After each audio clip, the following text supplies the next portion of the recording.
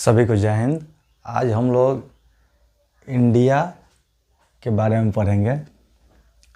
इसका विस्तार कितने अक्षांश से कितने अक्षांश के बीच है, इसके साथ लगने वाले जो देश लगते हैं उसके बारे में जानेंगे। पड़ोसी देश से कौन कौन राज्य लगते हैं उसके बारे में जानेंगे। ग्लोब पर एक कहाँ है उसके बारे में जानेंगे। तो पहले जानते हैं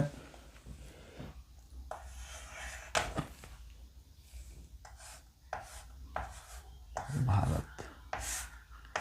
भारत को जानने के लिए, ग्लोब पर पूरा पृथ्वी पर जानने के लिए हम इसको ऐसे समझेंगे। पहले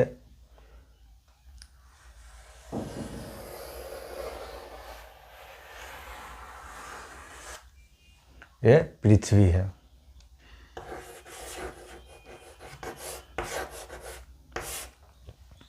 पृथ्वी पर ये विषुवत रेखा है 0 डिग्री, ये कर्क रेखा है और ये मकर रेखा है। तो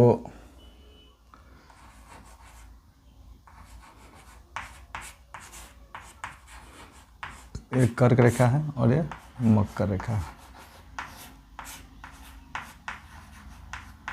मकर रेखा है। तो पृथ्वी लगभग गोलाकार है। तो ये यहाँ पर भारत का स्थिति लगभग, ये मान लीजिए यहाँ पर है, ये है, यहाँ पर भारत की स्थिति यहाँ पे है। भारत का स्थिति यहाँ पे है। इसमें जो पूर्व से पश्चिम की ओर रेखा होता है ग्लोब पर, उसको अक्षांश बोलते हैं। और उत्तर से दक्षिण की ओर होता है, उत्तरी ध्रुव को दक्षिणी ध्रुव से जो मिलाता है उसको देशांतर बोलते हैं। तो ऐसे है।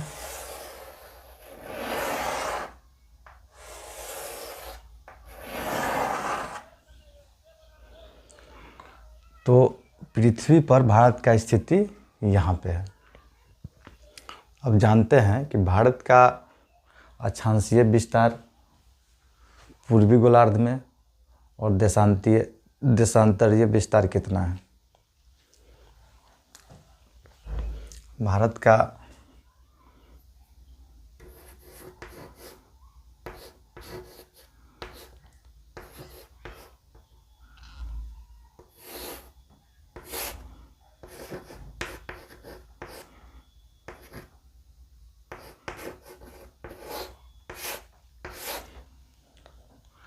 इसको हम यहाँ पर अगर देखते हैं तो अक्षांश कहाँ पे होगा, जो यहाँ से गुजरेगा।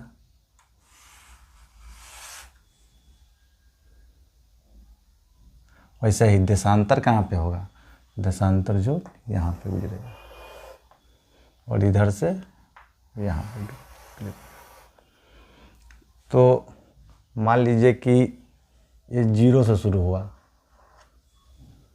ये भी 0 से हुआ, विषुवत रेखा भी 0 से शुरू होता है और देशांतर भी 0 से शुरू होता है। तो उत्तरी गोलार्ध में भारत 8 डिग्री 4 मिनट से 37 डिग्री 6 मिनट तक है।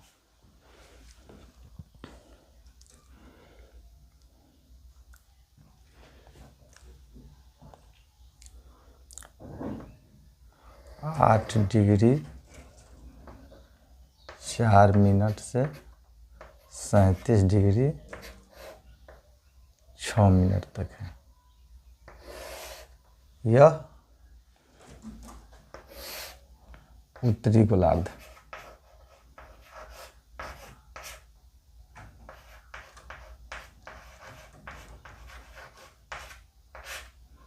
उसी प्रकार पूर्वी देशांतर में, पूर्वी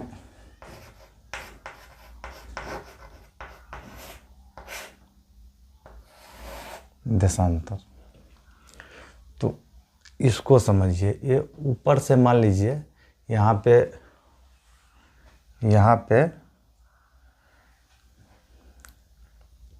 नीचे में है आपका विषुवत रेखा, विषुवत रेखा और कर्क रेखा यहाँ पे है।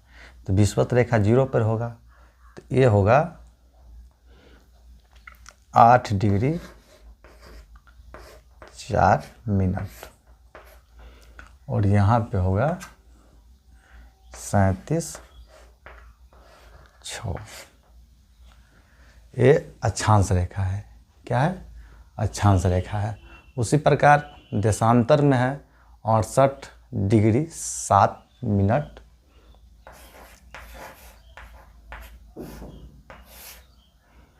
यहाँ पे होगा ये 68 डिग्री 7 मिनट और 97 डिग्री 25 मिनट यहाँ पे।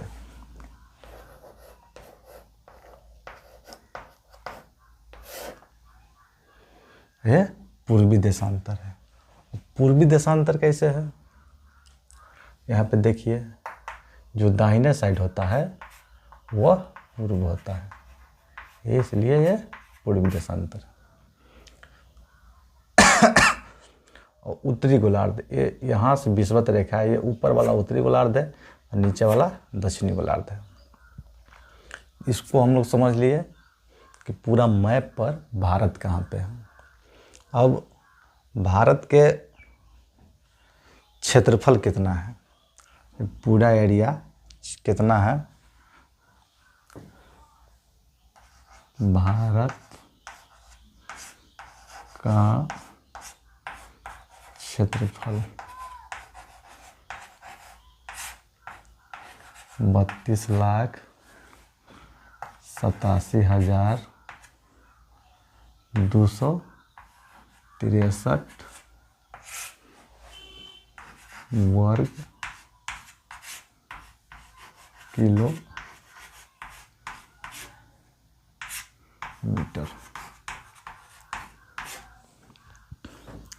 हम जानेंगे उत्तर से लेकर दक्षिण तक की लंबाई।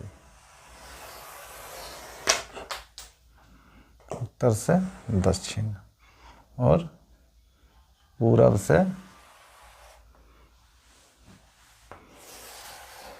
पश्चिम। तो उत्तर से दक्षिण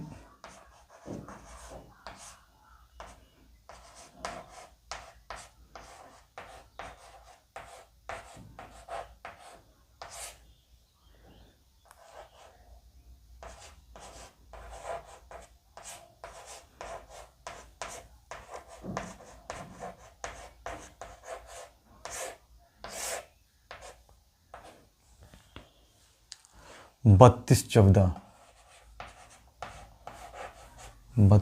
चौदह वर्ग किलोमीटर। 29-33 भी वर्ग किलोमीटर।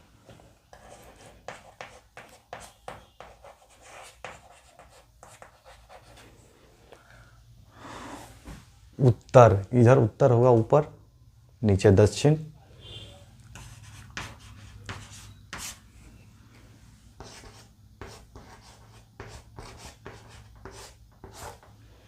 इस साइड होगा पूरब,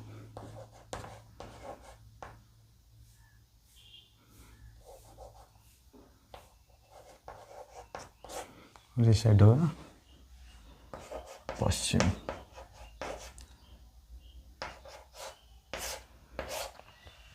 ये हम लोग जान गए कि मैप पे उत्तर से दक्षिण कितना लंबाई है और पूरब से पश्चिम कितना है। उत्तर से दक्षिण है 3214 वर्ग किलोमीटर और पूरब से पश्चिम है 2933 वर्ग किलोमीटर।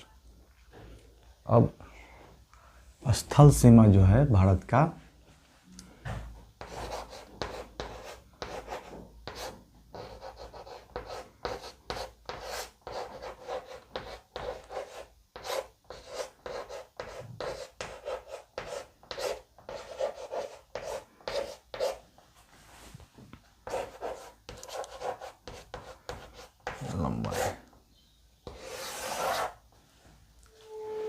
स्थल सीमा से कहने का मतलब ऐसा है कि जो क्षेत्र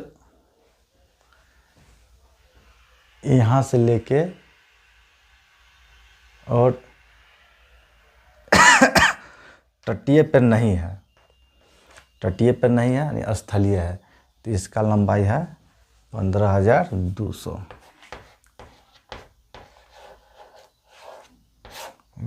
वर्ग किलोमीटर।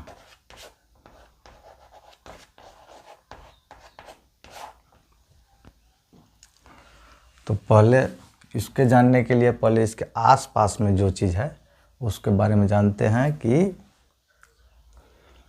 पश्चिम में, भारत के पश्चिम में यहाँ पे है अरब सागर।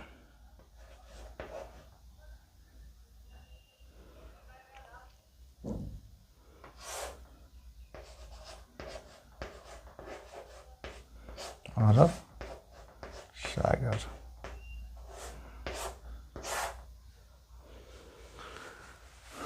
और इधर है बंगाल की खाड़ी।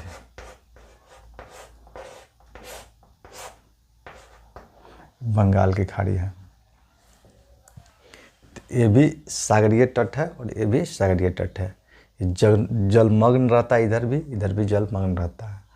इस एरिया में के आसपास पोर्ट बनाया गया है। अधिकांशतः पोर्ट मुख्य रूप से इस एरिया के आसपास आपको देखने मिले, क्योंकि जलीय सीमा यहीं से लगता है।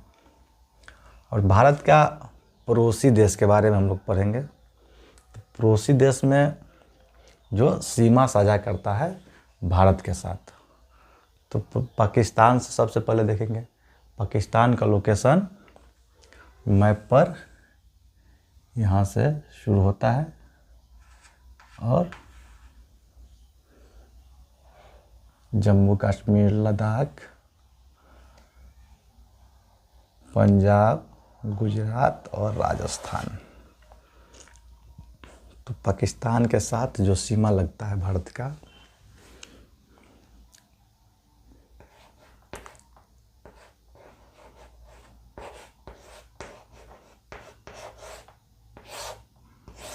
उसमें है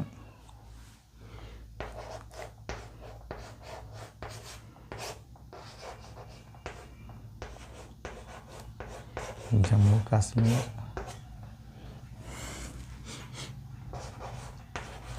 लद्दाख, पंजाब,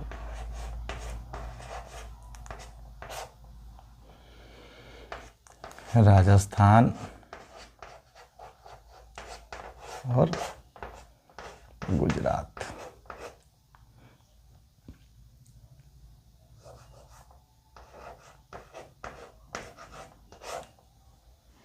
ये पाकिस्तान के सीमा लगता है। पाकिस्तान यहाँ पे है भारत मैप में, यहाँ से लेकर यहाँ तक ये पाकिस्तान का बॉर्डर लगता है। और इस साइड चाइना है, ये चीन है। तो चीन के साथ भारत का जो राज्य साझा करता है बॉर्डर, उसके बारे में जानेंगे।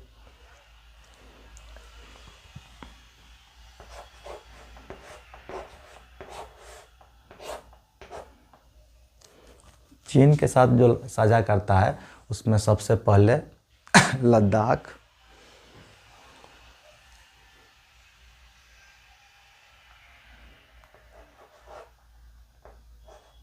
लद्दाख के बाद अरुणाचल प्रदेश, अरुणाचल प्रदेश के बाद उत्तराखंड, उत्तराखंड के बाद हिमाचल प्रदेश और हिमाचल प्रदेश के बाद सिक्किम।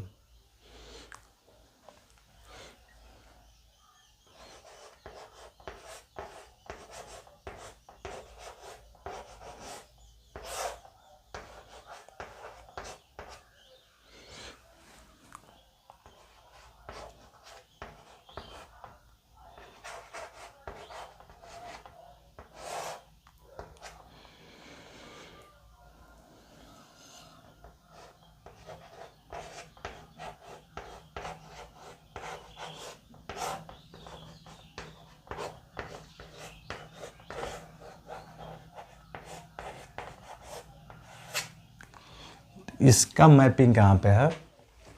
इधर से आइएगा ऊपर से और यहाँ अरुणाचल प्रदेश तक इसका बॉर्डर लगता है। अब उसके बाद हम देखेंगे भूटान के बारे में। तो भूटान का जो है लोकेशन इसके आसपास है। तो भूटान के साथ कौन कौन राज्य सीमा साझा करता है, जिसमें असम, अरुणाचल प्रदेश, पश्चिम बंगाल और सिक्किम है।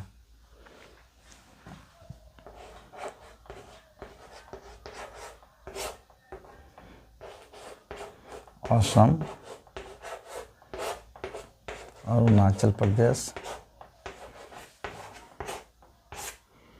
पश्चिम बंगाल और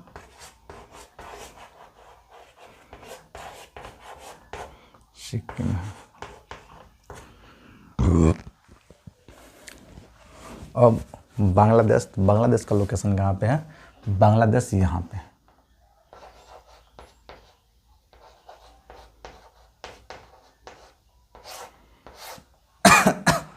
बांग्लादेश के साथ जो साझा करता है उसमें पश्चिम बंगाल, त्रिपुरा, मिजोरम, मेघालय और असम।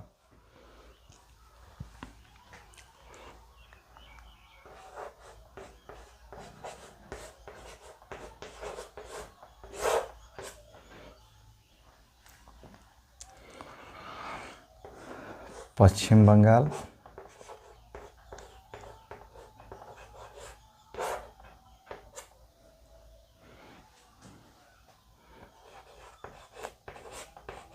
असम,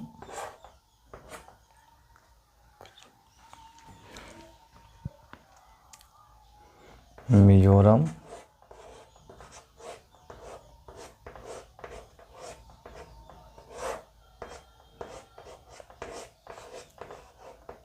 त्रिपुरा। अब हम लोग जानेंगे आगे में इसके बाद जो लगता है बॉर्डर, उसमें बांग्लादेश हो गया, भूटान हो गया, चीन हो गया, पाकिस्तान हो गया। अब बच गया क्या? म्यांमार। तो म्यांमार, अरुणाचल प्रदेश, मिजोरम, मणिपुर, नागालैंड।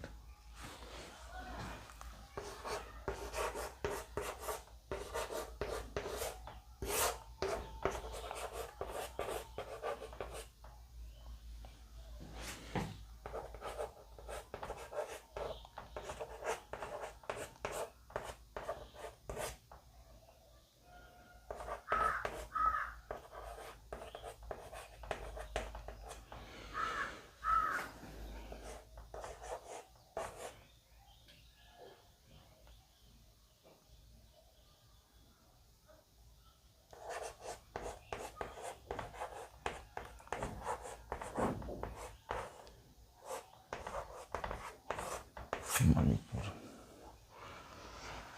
अब यहाँ पे कुछ हिस्सा अफगानिस्तान का लगता है। यहाँ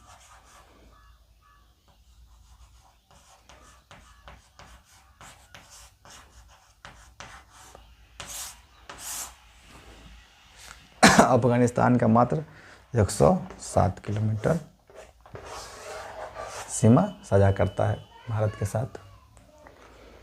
अब इस सीमा जो साझा करता है उसमें सबसे लंबा जो बॉर्डर है, सबसे लंबा जो रेखा है वो बांग्लादेश का है।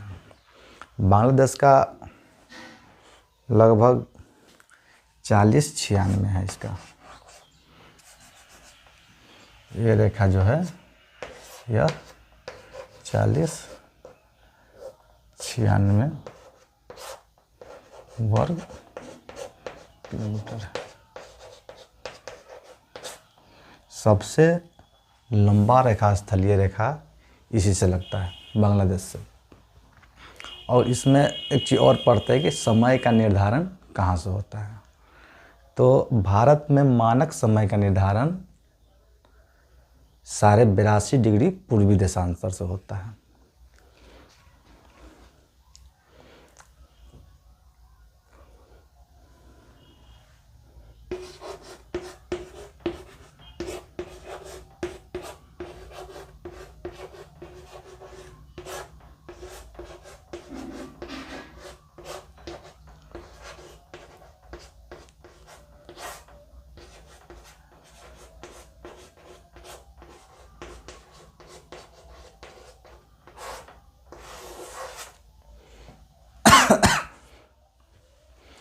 82.82 पूर्वी देशांतर है और भारत के 5 राज्य से गुजरता है। उत्तर प्रदेश, मध्य प्रदेश, छत्तीसगढ़, उड़ीसा और एक ठो आंध्र प्रदेश।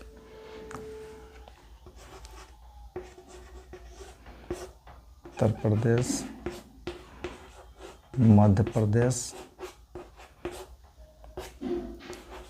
छत्तीसगढ़,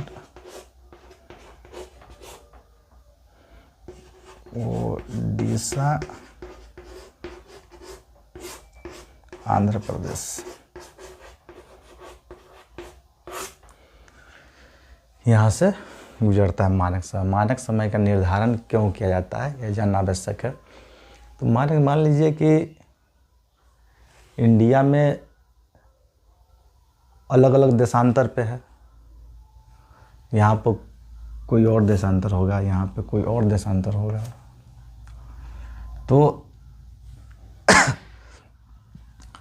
बीच में जो देशांतर होता है उसको मान लिया जाता है मानक समय के लिए कि ये समय जोन है, यहीं से पूरे देश का समय निश्चित किया जा रहा है। हाल ही में पूर्वोत्तर के लिए अलग मानक समय का मान हो रहा है, लेकिन वो अभी तक उसका संभावना कम दिख रहा है, क्योंकि समय जोन अलग अलग होने से टाइमिंग में, देश के टाइमिंग में अंतर पड़ेगा। भारत में सबसे पहले सूर्योदय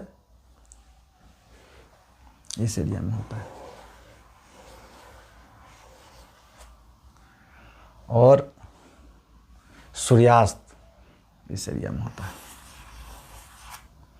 और यहाँ से यहाँ तक के समय में अंतर होता है। फिर भी एक मानक मान लिया गया है कि जैसे इसको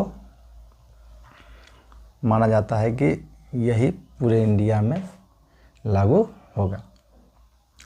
अब देखते हैं हम लोग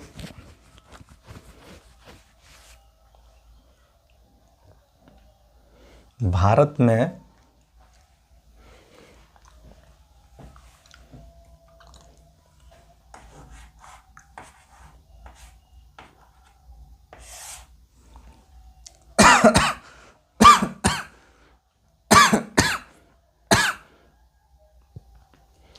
जो भारत और चाइना के बीच जो रेखा है उसको क्या कहते हैं? भारत पाकिस्तान के बीच जो रेखा है उसको क्या कहते हैं? तो भारत पाकिस्तान का बीच जो रेखा है, भारत और पाकिस्तान, इस रेखा को बोलते हैं, भारत और पाकिस्तान को, रेड क्लिफ।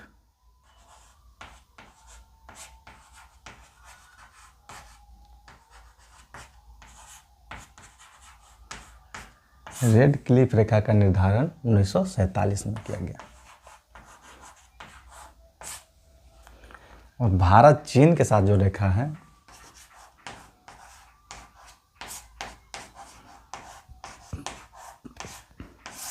इसको बोला जाता है मैकमोहन।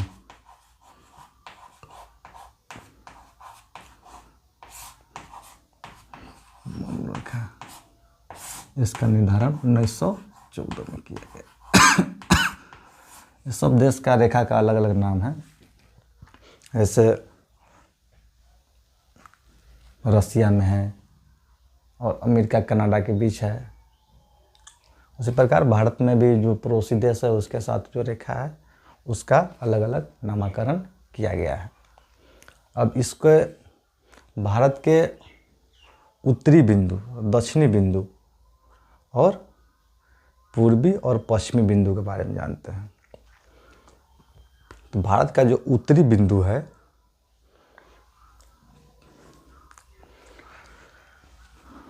उत्तरी बिंदु इसे कहते हैं इंदिरा कॉल।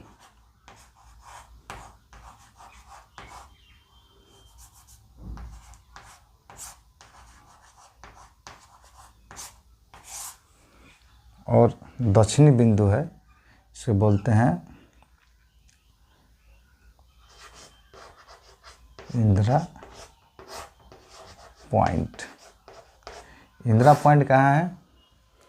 तो अंडमान निकोबार द्वीप समूह इस एरिया में है, यहाँ पे इस एरिया के आसपास। तो ये अंडमान निकोबार द्वीप समूह में इंदिरा पॉइंट है। और पूर्वी स्थल इसका जो है वो किबुथु है। किबुथु अरुणाचल प्रदेश में है। पूर्वी स्थल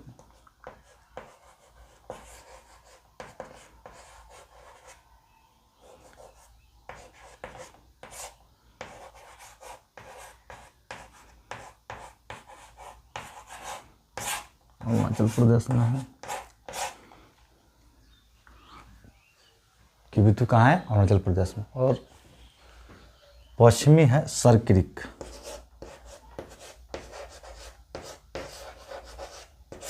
सरक्रिक कहाँ है? गुजरात में।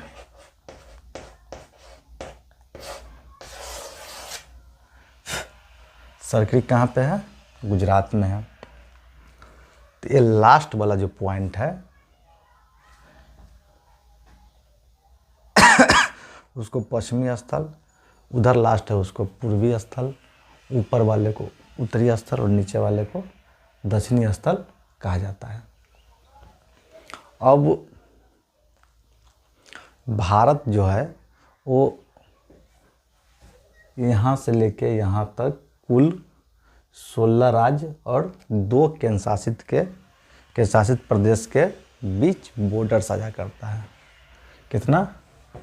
16 राज्य और 2 केंद्र शासित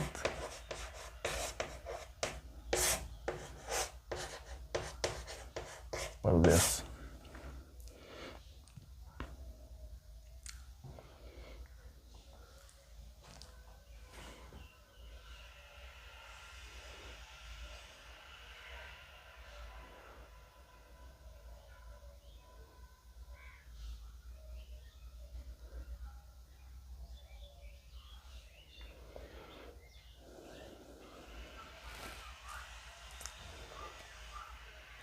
भारत का जो क्षेत्रफल के अनुसार पूरे विश्व में 7वां स्थान है। पूरे विश्व में कितना है? 7वां क्षेत्रफल के अनुसार। इसमें क्षेत्रफल के अनुसार सबसे बड़ा देश कौन है? सबसे बड़ा देश कौन है? रसिया, रूस, उसके बाद कनाडा, उसके बाद चीन। रूस, कनाडा, चीन, यूएसए, ब्राज़ील और अमेरिका।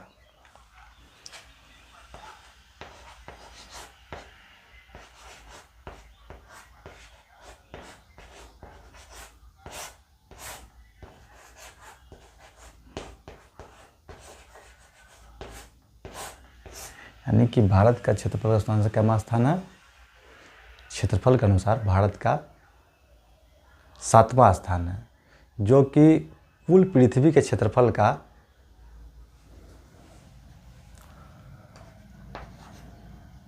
2.42% भारत में क्षेत्रफल है। कुल क्षेत्रफल का 2.42 क्षेत्रफल है, जबकि जनसंख्या